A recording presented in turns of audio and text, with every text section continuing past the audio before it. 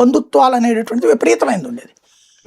ఒకరికొకరు కలుస్తూ ఉంటారు. కలిసినప్పుడు ఏంటమ్మో మీ వాడు కొంచెం అమ్మాయిని జాగ్రత్తగా వేరేగా చూస్తున్నాడు, కొద్దిగా చూడు వాడికి చెప్పు అంటే ఏంటరా అని అప్పుడే అందరు కూర్చోబెట్టి క్లాస్ పీకుతారు.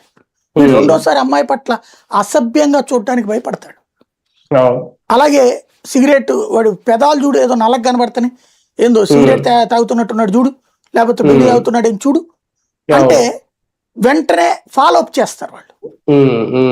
మందు ఈడు కొద్దిగా మత్తుగా ఉన్నాడు అంటే ఏంట్రా నీకు మందు ఏంట్రా, ఈ వయసు ఏంట్రా, ఇది ఒకళ్ళు చెప్పలేకపోయినా, అమ్మ చెప్పలేకపోయినా మేనమామ మాట్లాడతాడు, లేకపోతే మేనత్త అడుగుతుంది, నిలదీస్తుంది, ఇట్లాగా 10 మంది మాట్లాడతారు.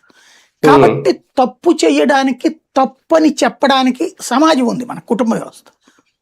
దాన్ని మనం ఎలా ఫీల్ అయ్యాం, ఇదంతా ప్రెషర్ మనకి, నా స్వేచ్ఛకి భంగకరం, నా జీవితానికి వీళ్ళెవరు అనేటటువంటిది బిగిన్ అయింది.